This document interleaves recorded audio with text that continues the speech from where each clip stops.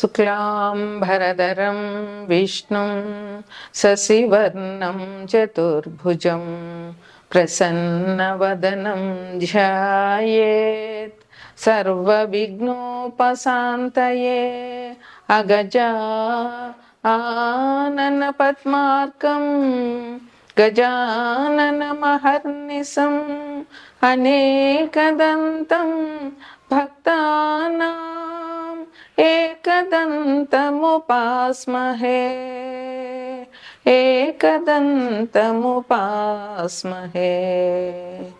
ఓం శ్రీ మహాగణాధిపతయే నమః. ఓం శ్రీ సరస్వత్యై నమః. ఓం శ్రీ మాత్రే నమః. మనం ఇప్పుడు ఫిబ్రవరి నెల అంటే మాఘమాసం యొక్క మాస ఫలితాలు చెప్పుకుంటున్నాము. జనవరి 29 అమావాస్య 29 నుంచి ఫిబ్రవరి 28 వరకు మాఘమాసం మొదలవుతుంది. ఈ మాఘమాసం చాలా విశిష్టమైనది. ఈ చాలా పుణ్యకార్యాలు చేసుకోవడానికి, వివాహాది శుభకార్యాలు చేసుకోవడానికి, ఇంకా నోములు వ్రతాలు ఏవైనా చేసుకోవడానికి మాఘమాసం చాలా మంచిది. ఈ మాఘమాసంలో వచ్చే శివరాత్రి నాడు కొత్తగా నోములు పట్టాలి అనుకున్న వారందరూ కూడా, స్త్రీలందరూ కొత్తగా నోములు పడతారు. ఈ మాఘమాసం విశిష్టత ఏమిటంటే సూర్య భగవానుడి ఆరాధన. ఈ మాఘమాసంలో పూర్తిగా అన్ని ఆదివారాలు కూడా చాలా విశిష్టమైనవి. ఈ ఆదివారాలు సూర్యభగవాన్ ఆరాధన మనకి చాలా ఆనందాన్ని, ఆరోగ్యాన్ని ఇస్తుంది. సూర్యభగవానుడు ఆరోగ్యానికి ప్రదాత. అందువల్ల ఈ మాఘపాదివారాలు పాలు పొంగించి ఆవు పిడకలు తీసుకొచ్చి మనం ఇదివరకైతే దానిలాగా వేసి తాటలో పెట్టేవారు. ఇప్పుడు పిడకలు దొరికిన వాళ్ళు పిడకలు, లేదంటే కుంపట్టు మీద నిప్పులేసి దాని మీద పిడకలు పెట్టి పాలు, మా చిన్నతనంలో మా అమ్మ వాళ్ళందరూ అలాగా పరవాన్నం చేసేవారు. ఆ పరవాన్నం కూడా గరిటెతో కడపకుండా చెరుకు గడతో కలుపుతూ పరవాన్నం చేసేవారు. ఇప్పుడు దొరికినంత వరకు చేయగలుగుతున్నారు. లేకపోయినా ఆవు పాలతో పరవాన్నం చేసి ఆ సూర్య భగవానుడికి నివేదన చేయడం వల్ల ఆయురారోగ్యాలు అందరికీ లభిస్తాయి. మనకి ప్రత్యక్షంగా కనిపించే దైవమే సూర్య భగవానుడు. ఆయన ఆరోగ్యాన్ని, ఆనందాన్ని అన్నిటినీ ఇస్తాడు. ఏ గ్రహం బాగుండాలన్నా ముందు సూర్యుడు బాగుండాలి. నవగ్రహాల్లోనూ సూర్య భగవానుడు మన జాతకంలో బాగుంటే అన్ని రకాల సౌకర్యాలు మనకి లభించుతాయనడంలో ఎటువంటి సందేహం కూడా లేదు. ఈ మాఘమాసం జనవరి 29 నుంచి మొదలయ్యి ఫిబ్రవరి 28 వరకు ఉంటుంది. ఈ మాఘమాసంలో 4 ఆదివారాలు మాఘపాదివారాలు అంటారు. అట్లాగే 4వ తారీఖున రథసప్తమి. ఈ రోజుని విశేషంగా సూర్యభగవాన్ని ప్రార్థించి రథం చేసి, తులసమ్మ దగ్గర ముగ్గులు పెట్టి రథం చేసి, చిక్కుడుకాయలతో రథం చేసి, చిక్కుడాకుల్లో పరవాన్నం నైవేద్యం పెట్టడం ఆచారంగా వస్తోంది. అట్లాగే ఈ మాఘమాసంలో 3వ తారీఖు అంటే 3/2/2025 వసంత పంచమి, సరస్వతీదేవి పూజ చేయాలి. ఆ రోజు సాధ్యమైనంత వరకు తల్లిదండ్రులు పిల్లల చేత సరస్వతీదేవి పూజ చేయించి తోచినంత నైవేద్యాలు పెట్టి పిల్లలకి పంచడం వల్ల సరస్వతి అనుగ్రహం పిల్లలకు కలిగి చదువు సంధ్యలు వారికి బాగా వస్తాయి. ఈ వసంత పంచమిని తల్లిదండ్రులు పిల్లల చేత పూజ చేయించడం వల్ల పిల్లలు అభివృద్ధిలోకి వస్తారు. ఈ మాఘపాడ్యం నుంచి గుప్త నవరాత్రులు, శ్యామలా గుప్త నవరాత్రులు మొదలవుతున్నాయి. ఇవి జనవరి 30 నుండి మొదలయ్యి ఫిబ్రవరి 7వ తారీఖు వరకు ఈ నవరాత్రులు చేయాలి. ఈ 9 రోజుల్లోనూ మనకి నవరాత్రుల్లో ఇది కూడా ఒక రకమైన నవరాత్రులు. ఈ నవరాత్రుల్లో సరస్వతీదేవి పూజ ప్రాధాన్యంగా చెయ్యాలి. మాతంగి అష్టోత్తరం కానీ, శ్యామలా అష్టోత్తరం కానీ, లేదా శ్యామలా షోడశనామాలతో అర్చన కానీ, అదంతా రాకపోతే సరస్వతీదేవి అష్టోత్తరం కానీ, లేదా సరస్వతీదేవి సహస్రనామాలతో కానీ పూజ చేసి 9 రోజులు పిల్లల పుస్తకాలు దేవుడి దగ్గర పెట్టి తల్లిదండ్రులు పూజ చేయడం వల్ల పిల్లలు అభివృద్ధిలోకి వస్తారు. ఈ 9 రోజులు కూడా ఈ శ్యామలా గుప్త నవరాత్రులు కూడా ఈ మాఘమాసంలో చెప్పుకోదగినటువంటి మంచి పండుగ.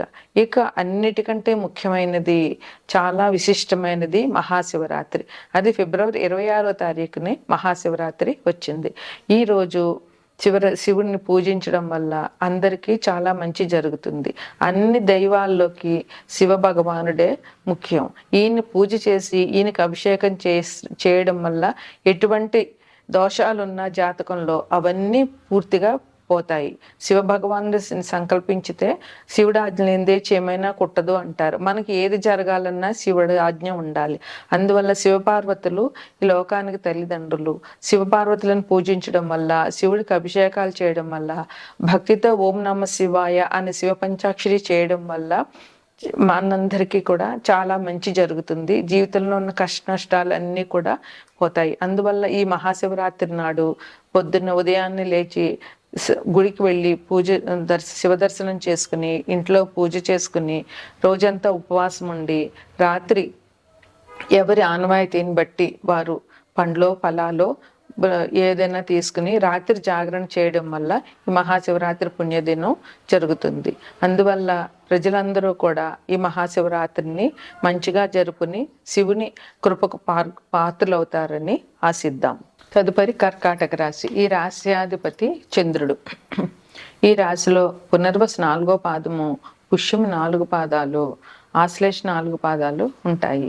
ముందుగా ఈ రాశి కర్కాటకంలో ఈ గ్రహ ఫలాలు చూద్దాము. కర్కాటక రాశిని లగ్నంగా చేసుకుంటే 3వ ఇంట్లో, కర్కాటక నుంచి 3వ ఇంట్లో అంటే కన్యలో కేతు ఉన్నారు, మకరంలో రవి బుధులు ఉన్నారు, కుంభంలో శని ఉన్నారు, మేనంలో శుక్ర రాహులు ఉన్నారు, వృషభంలో గురువు ఉన్నారు, వ్యయంలో అంటే మిథునంలో కుజుడు ఉన్నారు. ఈ రాశి వారికి ఫలితాలు మిశ్రమంగా ఉన్నాయి. ఎందువలనంటే ఈ రాశి వారికి వ్యయంలో కుజుడు ఉన్నాడు.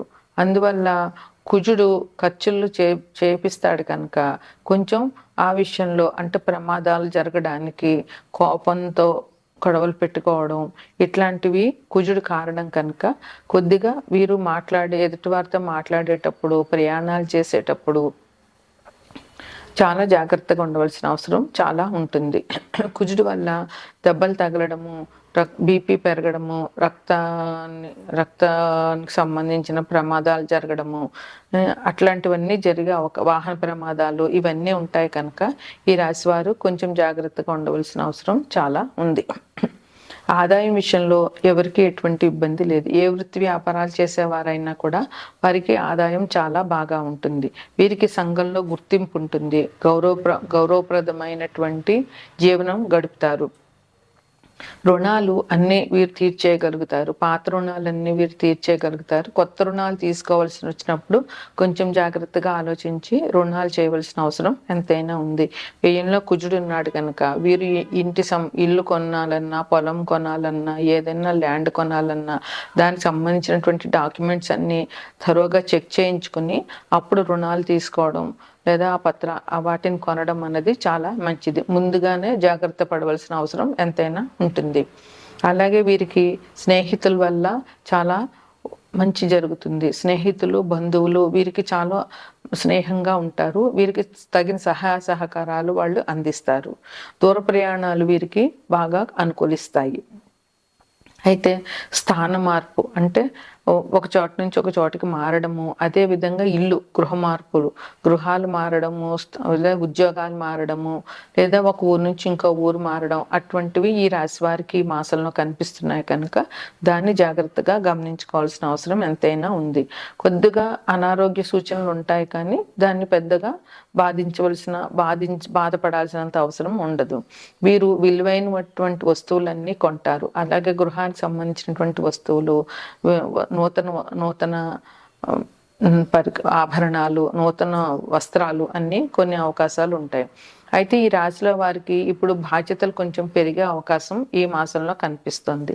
అందువల్ల వారికి సంబంధించినటువంటి బాధ్యతలు వీరు సక్రమంగా నెరవేర్చడం వల్ల వారికి కష్టం లేకుండా ఉంటుంది. రియల్ ఎస్టేట్ వాళ్ళకి చాలా బాగా ఉంది. వివాహం కాని వాళ్ళకి ఈ మాసంలో వివాహం అయ్యే అవకాశం చాలా ఉంది. అందువల్ల వివాహానికి సంబంధించినటువంటి ప్రయత్నాలు ఈ రాశి వారు ఈ మాసంలో చేయవచ్చు. ఉద్యోగం చేసే వాళ్ళకి ఉద్యోగంలో శ్రమ అధికంగా ఉంటుంది. విద్యార్థులకు కూడా ఈ మాసంలో శ్రమ అధికంగానే ఉంటుంది. ఎందువలనంటే ఇంక విద్యార్థులకి యాన్యువల్ ఎగ్జామ్స్ ఒక 2, 3 నెలల్లో ఉన్నాయి కనుక వీరికి జనవరి, మార్చి, ఏప్రిల్ అనేటటువంటివి, జనవరి, ఫిబ్రవరి, మార్చి, ఏప్రిల్ అనేటటువంటివి మంచి పరీక్షా సమయాలే. అందుకని ప్రతి విద్యార్థి 1వ క్లాస్ నుంచి పీజీలు చేస్తున్న వాళ్ళకైనా సరే ఈ ఈ మాసం చాలా కష్టమైన మాసం అనే చెప్పవచ్చు. గృహానికి సంబంధించినటువంటి రుణాలు ఆల్రెడీ చెప్పుకున్నట్లే వారు రుణాలు పేపర్ల మీద సంతకాలు పెట్టేటప్పుడు కొంచెం జాగ్రత్తగా పరిశీలించుకుని సంతకం పెట్టవలసిన అవసరం ఉంది. వీరికి అందరికీ కాకపోయినా కొంతమందికి, ఎందుకంటే వారి జన్మజాతకంలో గ్రహాలు ఎట్లాగున్నాయో అది వారికే తప్ప మనకు తెలియవు కనుక ఇప్పుడు మేము చెప్పేటప్పుడు గోచారానికి సంబంధించి గోచారంలో గ్రహాలు ఎక్కడున్నాయో అది చూసి చెప్తాం. కానీ జన్మజాతకంలో ఉన్న గ్రహాలు అనుకూలించినప్పుడే, జన్మజాతకంలో ఉన్న గ్రహాలకి గోచారంలో ఉన్న గ్రహాలు అనుకూలించినప్పుడే మంచి జరుగుతుంది ఏ వ్యక్తికైనా. అందువల్ల కొంచెమందికి మానసిక అశాంతి జరిగే అవకాశం ఉంది.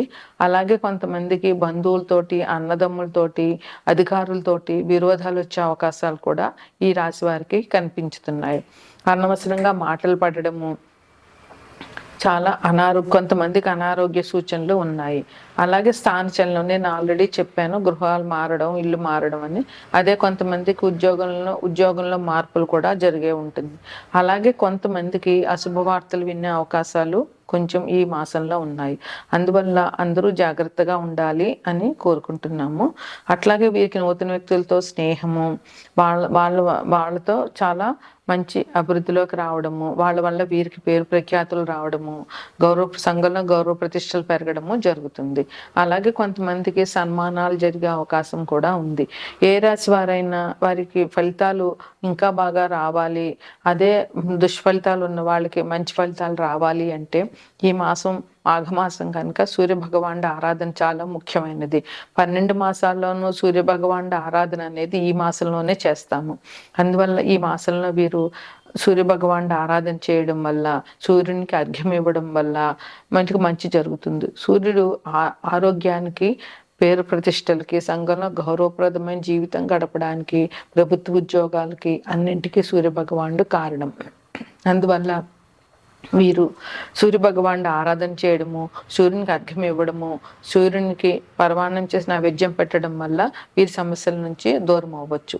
అదేవిధంగా 3వ తారీఖు వసంత పంచమి, ఆ రోజు సరస్వతీదేవి పూజ చేయడం వల్ల, సరస్వతీదేవిని పుస్తకాలు సరస్వతీదేవి దగ్గర పెట్టి తల్లిదండ్రులు పిల్లల కోసం పూజ చేయడం వల్ల పిల్లలకి అభివృద్ధిలోకి వస్తారు.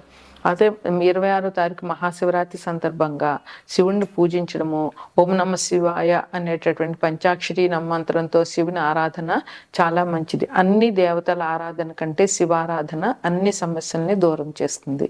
అందువల్ల శివారాధన చేసి ఈ రాశి వారు అభివృద్ధిలోకి వస్తారని ఆశిద్దాం.